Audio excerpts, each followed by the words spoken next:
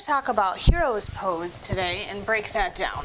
So basically, Hero's Pose is stretching out the front of the thigh, the quad, which the action of the quads is to bring the knee out and to bring the knee up, so to flex the hip.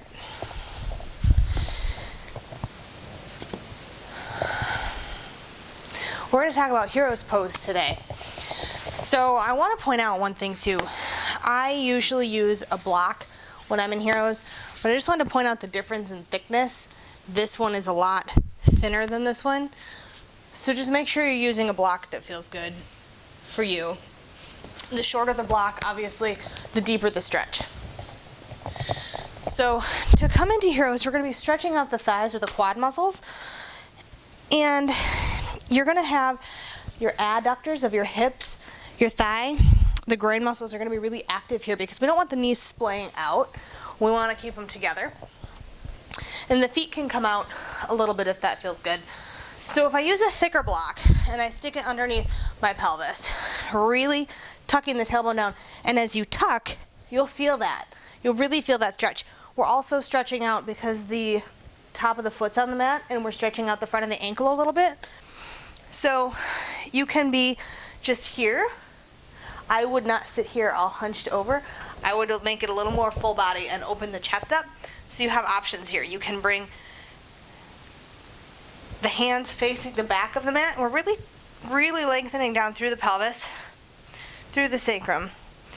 Really pull the belly button into the spine to engage the stretch for some of those hip flexors, because one of the hip flexors crosses the knee, one of the muscles, and one of them doesn't. But they do attach up in the abdomen. So if you are coming further back into your pose, you're going to be stretching those as well. If you keep it further up here and you have hip flexion, you're not going to be doing that. You're just going to be stretching the quads. If we want to stretch the hip flexors too, get the upper body a little more active in the pose. So you can come back here. Be careful to keep your knees down. If you feel them start to come up, then I don't go any further. Watch the low back and watch the neck. So what we're doing, we're engaging the back of the body, right, to stretch the front. Now the hamstrings are not necessarily engaged in this pose, but they're stabilizing us down. So we're grounding down through the front of the shin and the knee, which is where the muscle attaches, right? So we have origin and insertion. So we're grounding down that side of the muscle where it attaches, and we're lengthening towards the other origin or insertion point. Really pull the belly button in here, and sometimes I just grab onto my feet. Sometimes that's comfortable. It depends on how deep you want to get into this. So if I swap out blocks, I can tilt my pelvis down a little bit more. So I'm saying tuck it just a little bit, lengthening down through there. So if I come here, I can feel that a whole lot more in my thighs.